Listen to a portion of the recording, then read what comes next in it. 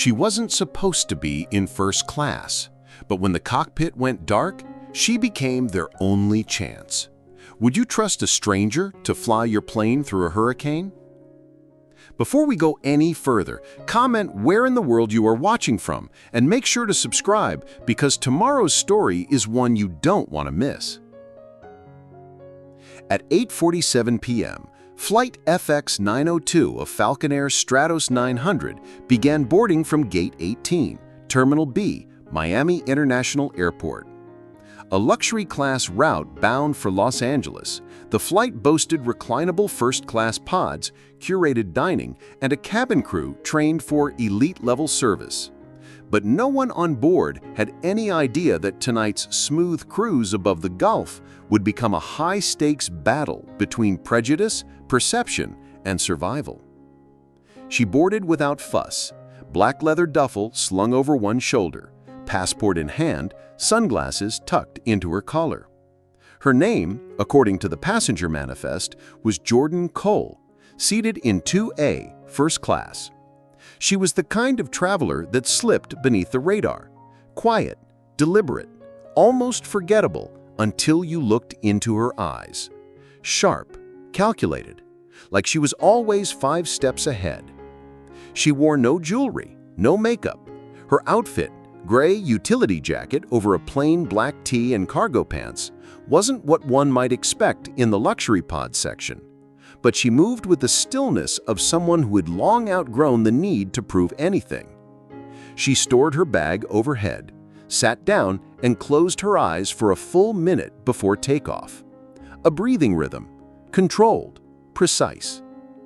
Across from her, reclining into seat 2B, was Gregory Vale, a billionaire tech investor known for his loud opinions and louder wardrobe. Fresh off a podcast interview about individual excellence and discipline in modern America, Gregory looked up from his tablet and did a double-take. "You must be lost, ma'am," he said with a forced smile. "Coach is that way." Jordan opened her eyes, said nothing. Before we go any further, comment where in the world you are watching from and make sure to subscribe because tomorrow's story is one you don't want to miss. Gregory chuckled to himself and tapped the call button. When the flight attendant arrived, he gestured toward Jordan. "We've got a mix-up here. She's in the wrong section." Jordan calmly reached into her jacket, pulled out a folded boarding pass, and handed it over. The attendant scanned it. Pause, glance, nod. "She's in the right seat, sir." Gregory frowned. "You sure? There's no way." "She's in her right seat," the attendant replied, then left without another word. Jordan turned back to the window. An awkward silence thickened. No one else spoke. A few rows back, a young woman with braids tapped her phone camera on, already sensing something was off. Her social media instincts, it turned out, were razor sharp. As the plane taxied onto the runway, Jordan rested her head gently against the seat's headrest. Outside, the sky was turning a deep, storm-laced indigo. The cabin lights dimmed. The hum of the engines rose. No one, not Gregory, not the crew, not the 172 passengers on board, knew that Jordan Cole hadn't just booked a last-minute flight. She was tracking a storm. The cabin reached cruising altitude at 36,000 feet. Flight attendants moved down the aisles with practiced grace, handing out linen-wrapped cutlery and pouring sparkling water into stemmed glasses. The hum of the engines steadied. Everything seemed picture-perfect, except for the sharp tension buzzing like static between seats 2A and 2B. Gregory Vale hadn't let it go. He'd spent the last 20 minutes side-eyeing Jordan Cole like a math problem that refused to solve itself. She hadn't said another word, hadn't moved much, just opened her paper bag, Meditations by Marcus Aurelius, and read silently, occasionally circling a word in the margins with a pencil. Gregory leaned over the aisle, not quite whispering. "You fly a lot?" he asked, voice casual but edged. Jordan didn't look up. "Enough." "Huh." He smiled, but there was no warmth in it. "I just find it interesting. You know, who ends up here?" Jordan closed her book slowly, "Here," she said, "is where people sit when they pay for their seat." Gregory blinked, then laughed, too loudly. Heads turned. "Touché," he said. "Touché." But it wasn't over. Minutes later, during drink service, Gregory flagged down a different flight attendant, a young woman with neatly pinned hair and a clipboard. He leaned close and spoke in hushed tones, glancing towards Jordan. The attendant approached her moments later, holding the clipboard. "Miss Cole?" she began, eyes flicking between the manifest and the seat. "We just need to double-check." Jordan didn't say a word. She reached into her jacket again, pulled out the same boarding pass, and handed it over, this time with a level stare. A stare that said, "I know exactly what this is." The attendant paused, looked at the ticket, scanned the QR code again. Green. Verified. She returned it wordlessly and stepped away, cheeks flushed. Gregory, from his seat, gave a theatrical shrug. "Just being thorough," he muttered. Jordan leaned back. She could feel the eyes. Not all were hostile, some curious, some uncomfortable, but all watching how she handled it, watching if she would crack. She didn't. But something did shift inside her. Not anger, not fear. Something colder, more calculating. A familiar itch in the back of her mind, one she hadn't felt in years. An exit strategy, a mental layout of the aircraft, the weight balance of passengers, emergency door pressure mechanisms, escape altitude protocol, who to trust, who to neutralize. Old reflexes don't die, they wait. 3 rows back, the young woman with braids, her name was Nadia Thomas, a junior journalist from Atlanta, typed furiously on her phone. "Man in first class just called a black woman out for being in the wrong seat. Again. Boarding pass is 100% legit. Flight FX902. Hashtag flying while black." Tweet sent. 17 likes in under a minute. Retweets were rolling in. Meanwhile, Gregory had returned to his tablet, oblivious. Jordan stared straight ahead. Her knuckles tightened around the armrest, not in fear, but in restraint. Her eyes scanned the screen at the front of the cabin where the flight map traced a clean arc over the Gulf of Mexico. Outside that line, something was forming. Back in her pocket, her phone vibrated. A storm alert, Category 5, moving fast. Kajiki. Her gaze narrowed. Timing was off. Trajectory was wrong. She pressed the call button. A different flight attendant arrived, male, mid-40s, military shortcut. He greeted her with more respect, maybe from instinct. "Yes, ma'am?" Jordan kept her voice low. "You need to ask your pilot to divert 5 degrees north by northwest." He blinked. "Sorry, are you feeling sick?" "No," she said, "not yet. But if you keep flying this heading for another 60 miles, we all will be." The man hesitated. Jordan pulled something from her pocket, something small, black, metallic. A coin. No, not a coin. A disc, with a symbol etched so finely it looked invisible from a distance. The man stared at it. His pupils dilated slightly. Recognition flashed. He nodded, almost imperceptibly, and walked briskly toward the cockpit. Gregory didn't notice. He was busy sipping his wine. But Nadia did. She tapped record on her phone again. Jordan leaned back, eyes closed, just like at the terminal. But this time, her breathing wasn't controlled. It was calculating. Storms come in many forms. This flight hadn't seen the worst yet. The cabin settled into an eerie quiet. Dinner trays had been cleared. Lights dimmed to a soft amber glow. Somewhere near the back of the plane, a baby cried in short, exhausted spurts before falling silent. The seatbelt signs remained off. It should have felt peaceful. It didn't. Jordan Cole stared out the window, not at the clouds, but through them. her eyes calculating something unseen. Her mind was already 5 minutes into a scenario no one else knew was coming. Kajiki. She remembered that name. The storm had been building for days, downgraded, then upgraded again. She'd memorized its path, its sudden northern drift. The government's forecast systems, civilian ones, were lagging by several minutes, maybe more. But she'd been trained to read a storm like a chessboard. Kajiki was about to pivot.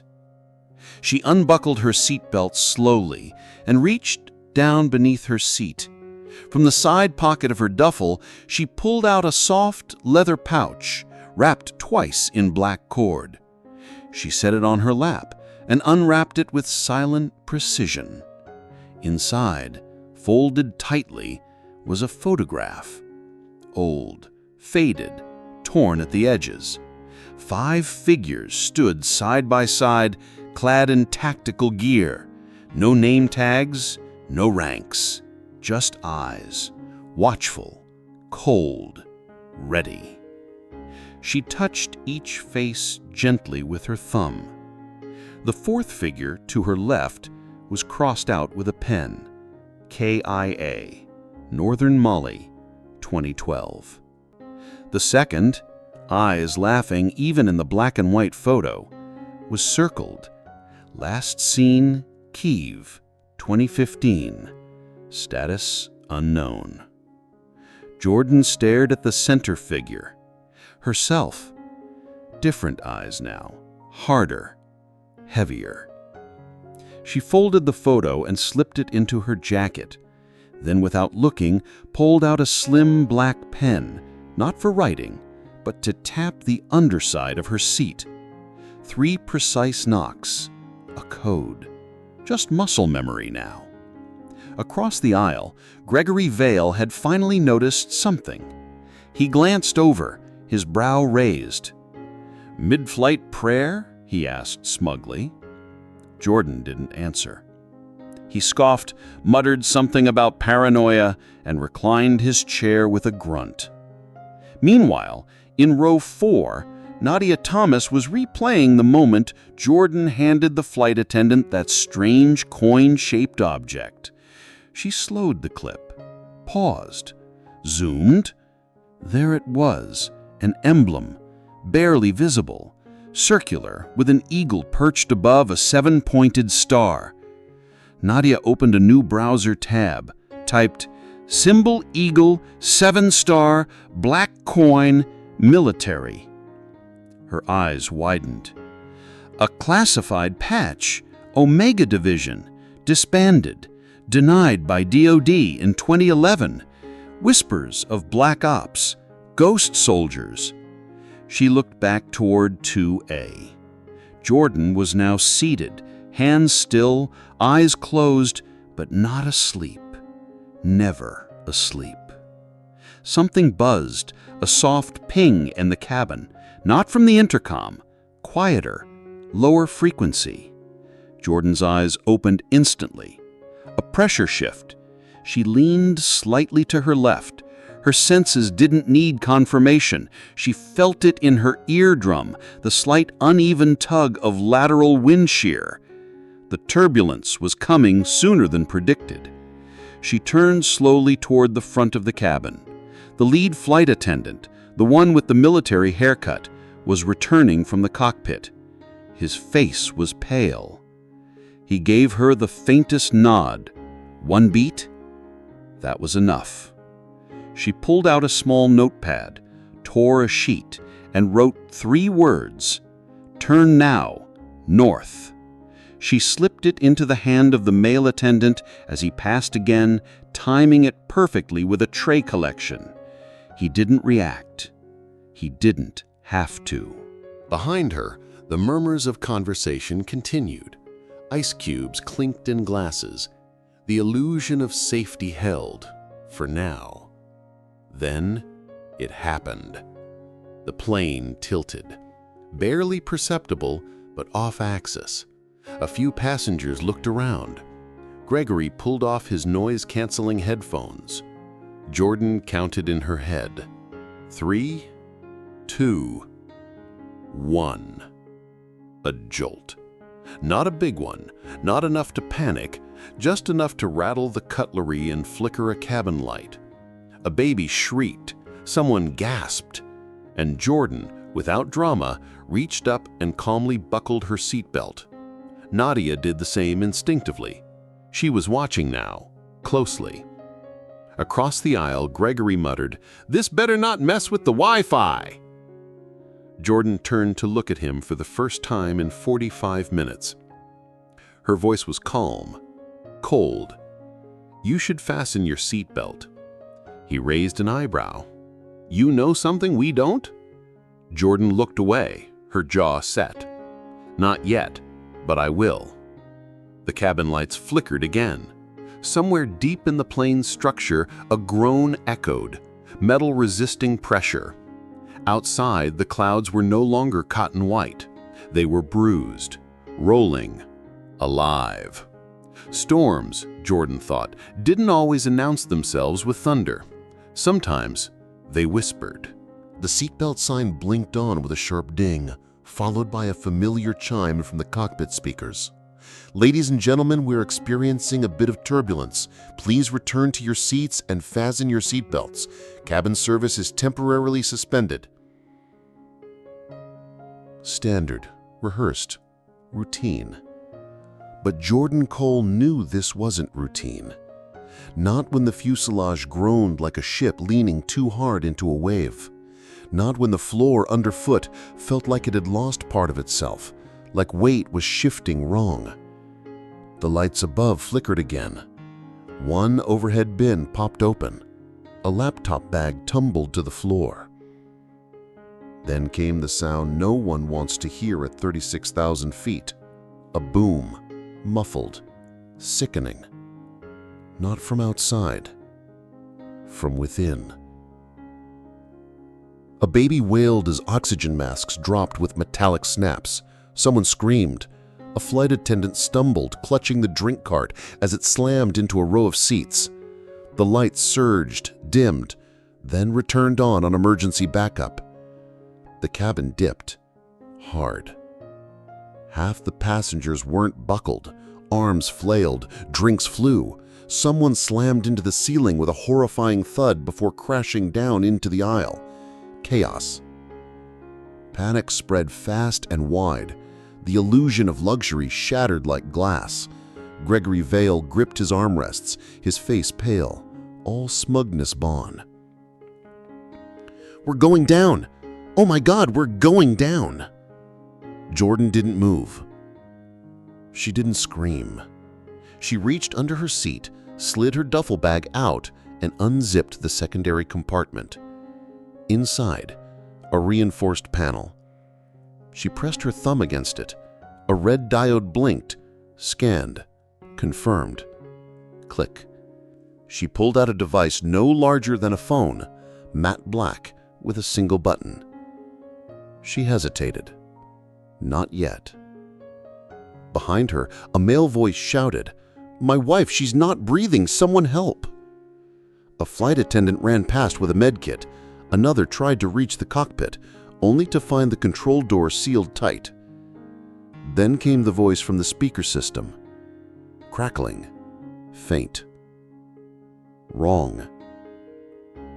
This is Captain Reeves. Mayday, Mayday, Falcon Air 902, loss of engine, attempting to stabilize." Then silence. Static. No follow-up. No reassurance. No contact. Dead air. The male flight attendant, the one who had nodded to Jordan earlier, was now on his knees outside the cockpit, pounding on the door. "It's jammed," he yelled. "Backup power's glitching. No response from flight control. We've lost radio." Jordan stood, calmly, deliberately. The overhead speaker chirped again, this time just static. No voice. People were crying now, loudly. A man prayed in Spanish. Someone was vomiting in a seat nearby. Jordan walked to the center of the aisle. Every step was steady, as if she were walking into a room she'd trained in for years. She turned to face the panicked crowd and raised her voice, firm, direct, resonant. "Everyone, listen to me. You are not going to die tonight, but I need full cooperation." Heads turned. Silence fell, broken only by sobs in the screeching wind. "I need someone with EMT training, someone who can assist the injured, and I need a flight attendant. You," she pointed to the young woman with the pinned hair. "I need you to gather all oxygen tanks and distribute evenly." The woman blinked. Who are you?" Jordan reached into her jacket and pulled out the coin-sized black disc. This time she didn't just flash it, she held it out fully. It wasn't just a badge, it was identification. Engraved, United States Air Force Tactical Intelligence Division, Omega 7. The male flight attendant's eyes widened. "Ma'am, is this a code black?" Jordan nodded once. "Yes, Protocol 77 Delta." "I thought that was decommissioned," he whispered. "Apparently," she said. "So did command." Gregory Vale stood shakily. "Wait, what the hell is this? Are you military?" Jordan turned to him with a glare that could stop a tank. "I'm what shows up when your pilot goes silent and your plane starts falling apart over open ocean." He sat down. The lights flickered again. A gust slammed into the right side of the plane. The cabin shook violently. Jordan grabbed a seat back to steady herself, then marched toward the sealed cockpit door. She spoke to the male flight attendant. "Get me the override keys." "We're not supposed to." "I'm not asking permission. I'm invoking Article 9 of the Aviation Crisis Response Act. You get me that door open, or everyone on this plane dies in the next 30 minutes. He didn't argue. Moments later, with a manual crank and a burst of emergency access code overrides, the door creaked open. Inside the cockpit, both pilots unconscious. The co-pilot had a gash above his eye. The captain's hand was still gripping the yoke, slumped forward. The screens blinked erratically. Warning lights painted the cockpit in red. Jordan stepped inside. She strapped herself into the co-pilot's seat, fingers already moving. She didn't need full instrumentation. She had memory and instinct and more flight hours than most commercial pilots would ever dream of. Outside, the storm thickened. Lightning flared. The clouds churned like oil in water. Jordan exhaled slowly. Time to fly. The cockpit smelled of metal, ozone, and something far worse, panic. Jordan Cole's hands flew across the controls, checking systems, silencing alarms, stabilizing pitch. The screens were a strobe of red. Altitude was dropping at an unsustainable rate. One engine was fully offline. The other was at 38% output and dropping fast. She spoke quickly into the intercoms. "Flight deck to cabin. I need cabin pressure sealed, all passengers seated, and silence. No announcements, no fear. Just execute." The male flight attendant responded immediately. "Understood." Jordan's voice dropped. She reached under the control panel and flipped open a hidden console, one typically accessed only in military-configured variants of commercial aircraft. It required a biometric override. She placed her thumb on the scanner. Click. A soft chime, then a new prompt flashed. Omega clearance requested, Protocol 77 Delta. She typed in a 12-digit code she hadn't used in over a decade. The system blinked. Verified. Clearance granted. Across the screen appeared the old crest, a black eagle perched on a lightning bolt, encircling the words, Air Force Intelligence Strike, Omega 7. She allowed herself one breath. That door had been closed for a long time. Back in the cabin, Gregory Vale sat stiff as stone. He stared down at the screen in front of him, switched to the live cockpit view. He saw her, flying, alone. He blinked twice. She's a soldier? Nadia, now standing in the aisle, filming with permission, spoke just loud enough for others to hear. No, she's more than that. She's one of the ones we were never supposed to know existed. Jordan's voice came through the intercom. Calm, controlled. This is acting flight lead, Omega Protocol. We've lost main propulsion, and I am rerouting to Phoenix under emergency clearance. I have the stick. In the cockpit, she toggled through old configurations, bypassed civilian security firewalls, and accessed the satellite uplink directly to a decommissioned military channel, an emergency backdoor. She typed, Code Black in airspace XJ9, civilian aircraft compromised, Omega Protocol initiated, hostile weather systems engaged, request real-time satellite imaging. For 6 seconds, nothing. Then response. Welcome back, Agent Cole. Real-time feed en route. Control reinstated. You have command. Her eyes closed for a moment, not in relief, but in reconnection. 10 years since she'd last flown under that call sign.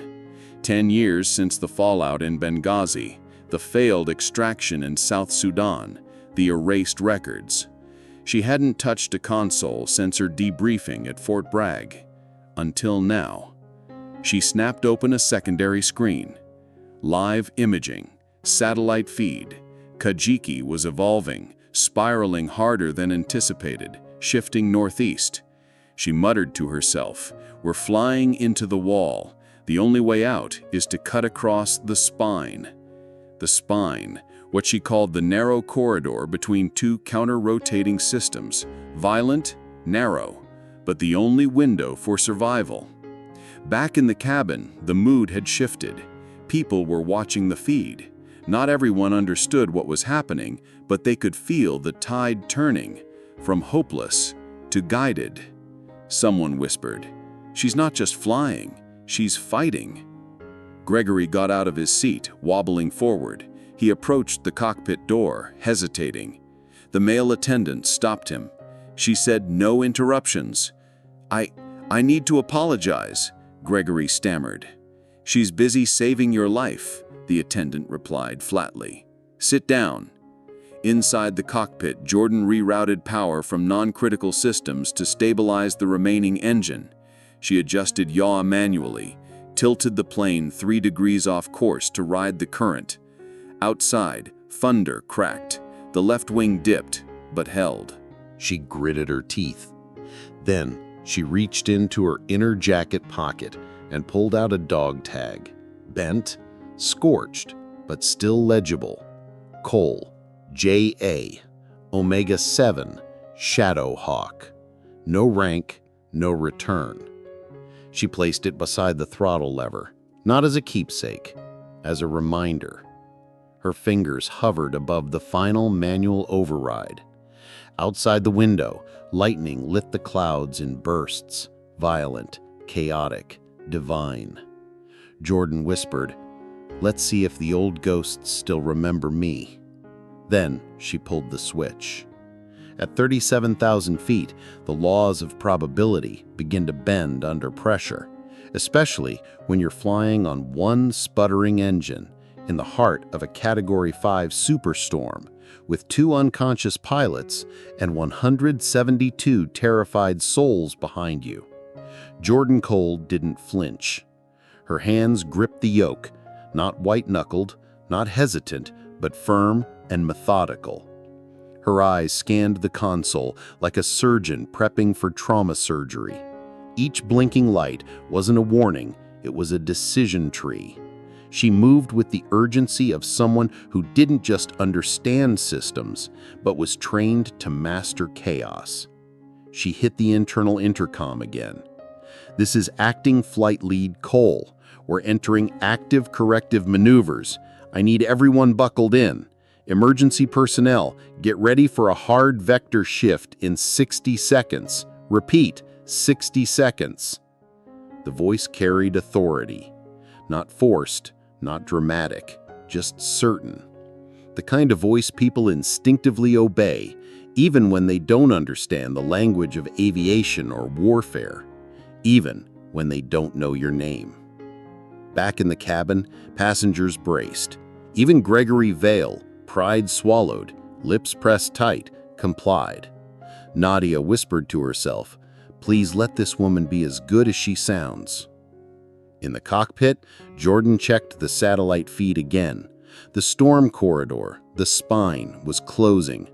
Wind shear rising, microburst pockets forming faster than the system could recalculate. She had about 3 minutes before this bird hit the wall. She reached for the auxiliary flight pad, a relic from her days in the Omega unit. It still worked. It still remembered her grip.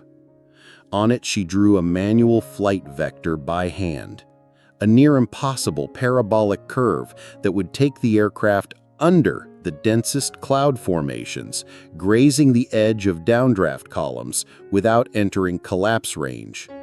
She had trained for this exact situation, except in a simulator. The simulator never cried. It never carried children. It never carried the weight of redemption. Jordan activated Flight Mode Delta on the console, bypassing the autopilot, entering full analog input. She reduced thrust to 26% to conserve remaining fuel, dropped altitude to 28,000 feet. Every move calculated within 2 digits of tolerance. The cockpit shuddered violently. Left wing dip. She leveled. Cabin pressure dropped momentarily. Oxygen masks auto-redeployed. Screams, muffled now, rose, then faded. In the rear, a retired Marine who had sat silently until now whispered, "Who the hell is flying this thing?" A voice replied, "Someone who shouldn't have to prove she belongs in first class." Flight Maneuver Alpha Zero initiated. Jordan's voice was steady. "We're going dark for the next 90 seconds. Turbulence will be extreme. Do not unbuckle. Do not panic." She cut the cabin lights. Let the storm swallow the plane in darkness. Eyes adjust faster. Fear spreads slower. The aircraft dipped hard, 19 degrees. Then Jordan pulled up and to the right. The toss mound items slammed in the galley. A food cart slammed into the wall. Gregory hit his head against the bulkhead, hard, but remained conscious. Nadia held on to the seat in front of her, still filming, face drenched in sweat. The plane rocked. Hard. Lightning danced across the right wing, illuminating the engines in bursts. In the cockpit, warning lights flared again. The remaining engine dropped to 17%. "Come on, hold," Jordan muttered, fingers twitching on the throttle like a pianist at Carnegie Hall. Altitude, 27,400. Wind speed, 165 knots. Gusts, variable. Radar, dead. All she had was instinct and training, and a will that refused to die in someone else's storm. She adjusted flaps manually, reopened cabin airflow to keep temperature stable, and rotated trim stabilizers to account for uneven drag. Then, finally, a break in the clouds. Not big, not wide, but there. A sliver of blue-black sky. She dove through it with a single brutal command. "Brace!" The plane screamed, metal on stress, rivets groaning, but it held. The light returned. So did sound. The storm behind them. Ahead? Calm. Jordan exhaled slowly, like a diver breaking the surface. She radioed an open emergency channel. Falconer 902, pilot incapacitated, civilian override, aircraft stabilized, requesting priority vector to Phoenix Sky Harbor, fuel minimal, souls on board 174. The reply crackled through seconds later. Falconer 902, this is Sky Harbor Command. We have you on radar. Emergency vector cleared. You are a miracle in motion. Jordan allowed herself a whisper. No. Just very tired. Back in the cabin, cheers erupted, first from Nadia, then from the Marine, then a chorus of stunned, grateful passengers, applause that was both joyous and desperate. People hugged, some wept.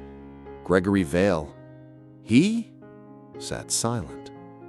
Then slowly he stood, walked to the cockpit entrance and looked in.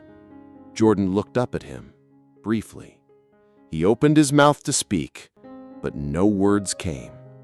She turned back to the console, because they weren't done yet, and she wasn't flying for applause. She was flying to land. Altitude, 26,200 feet. Airspeed, 320 knots. Remaining fuel, 18 minutes.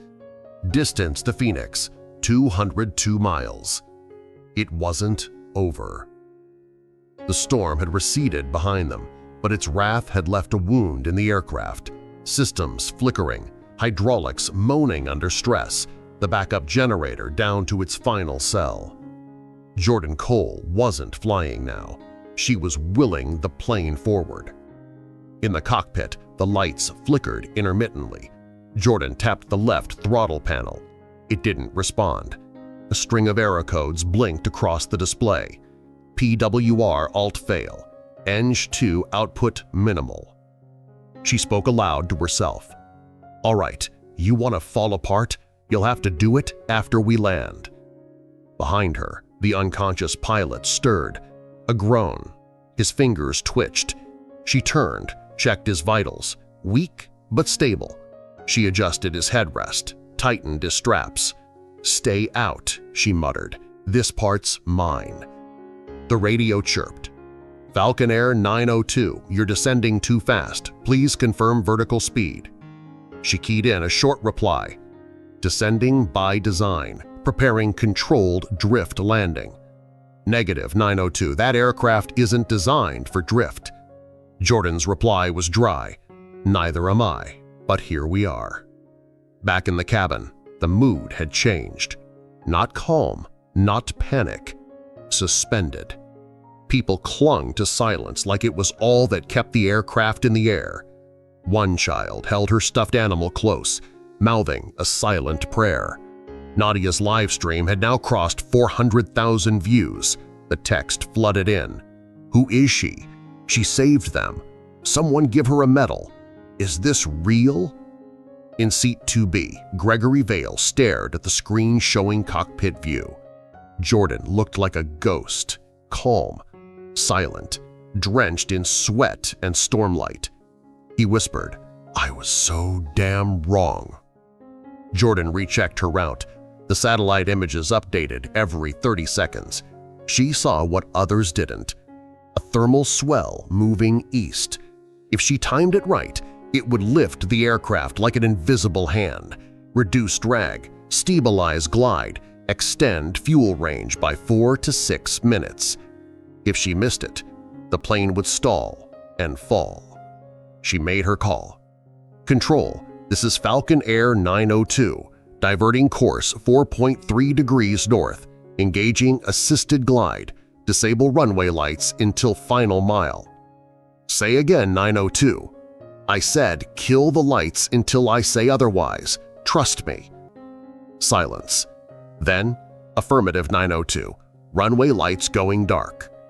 She adjusted flaps, reduced thrust to 22%, opened air brakes to balance descent angle. The city of Phoenix shimmered faintly ahead, just beyond the haze. She counted under her breath. 15 seconds. Wait for the draft.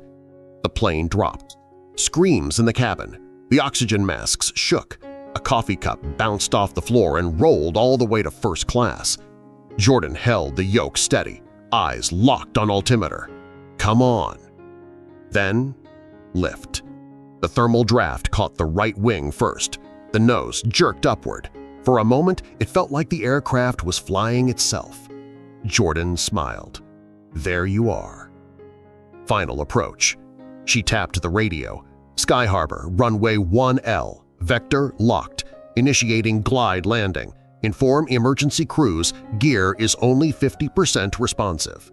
Copy 902, we'll foam the runway. We're with you. She opened the cabin channel. This is your flight lead. We're on approach.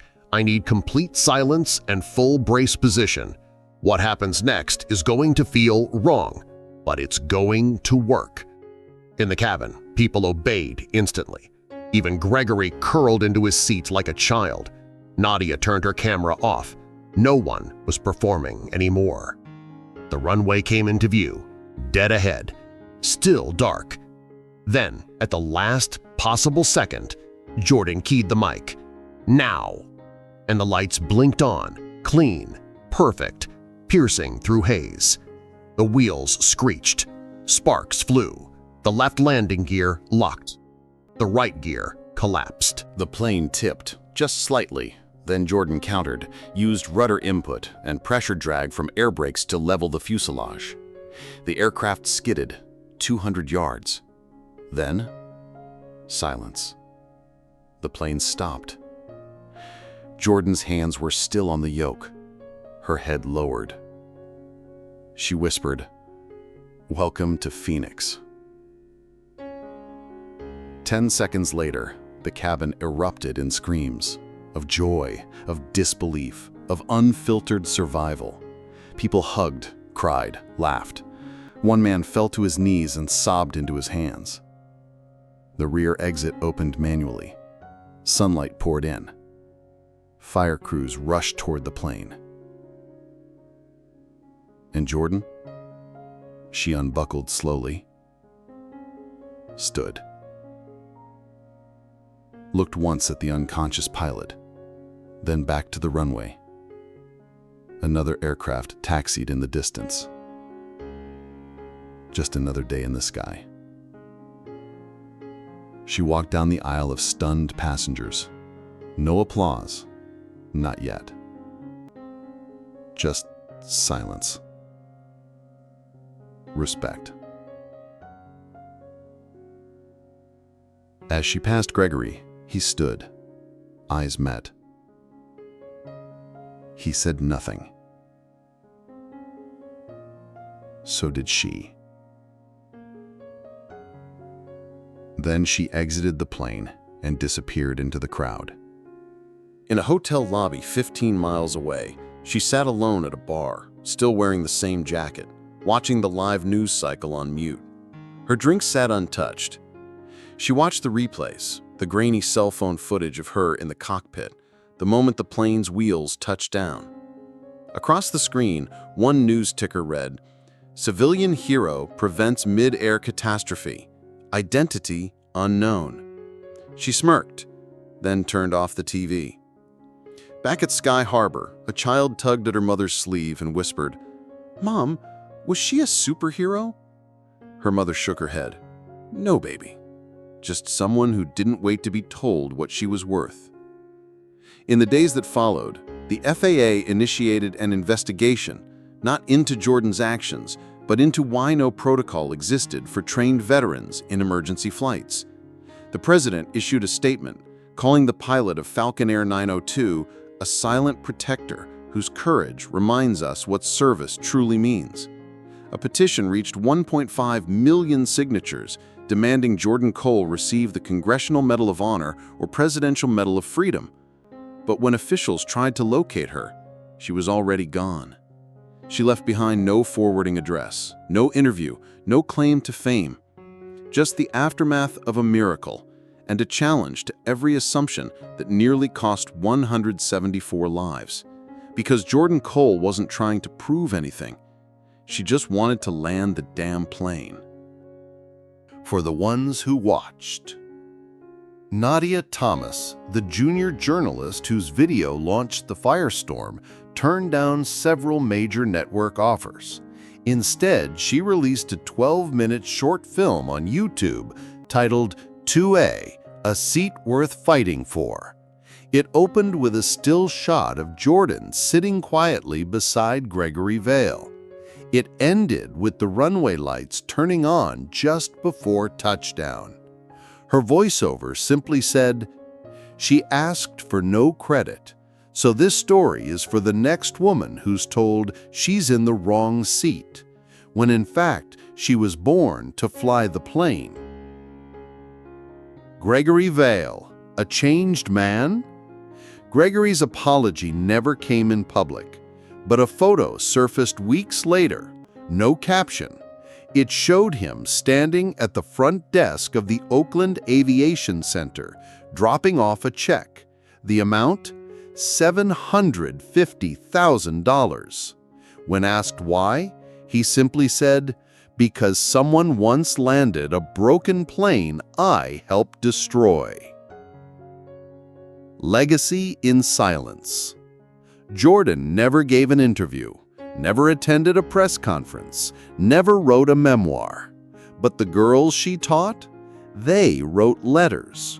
One read, "Miss JC told us you don't need a badge to be a leader, just vision and a voice. I think she has both." Another, "She says planes don't care about your race, your name, or your paycheck, just your hands and your calm."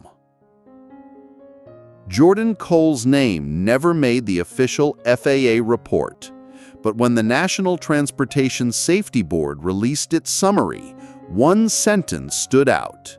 The aircraft was stabilized and safely landed under the control of an unidentified civilian whose skill set suggests high-level tactical flight training.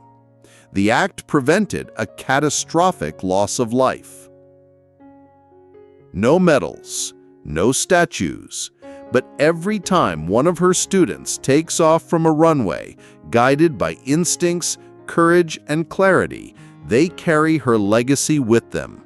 Not loud, not in headlines, but in action. And that, perhaps, is how Jordan Cole wanted it all along. True power doesn't scream, it lands the plane. Jordan Cole didn't ask for respect. She didn't demand recognition. She didn't argue when she was humiliated in front of strangers. What she did was wait, watch, calculate, and when everything went wrong, she stepped forward, not because she wanted to be the hero, but because she knew how. This story isn't just about a secret agent or a miraculous landing. It's about every woman who's been told to sit down, every black traveler who's been side-eyed in first class, every skilled veteran discarded because their service doesn't fit a corporate box. It reminds us that strength isn't always loud, and sometimes the person we underestimate most is the only one who knows how to save us. From a broader lens, this is a story of systemic bias, institutional silence, and the danger of assumptions. But more than that, it's proof that capability doesn't always wear a uniform or need permission. Jordan didn't fly for glory. She flew to live, to land, to leave a legacy. Now it's your turn.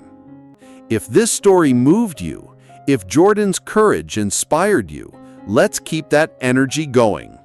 Hit that like button, subscribe for more stories that challenge what we think we know, and drop a comment below. Have you ever been underestimated in a life or death moment? How did you respond? Up next, a school janitor who stopped a mass shooter using nothing but a mop handle and a locked door. You don't want to miss it.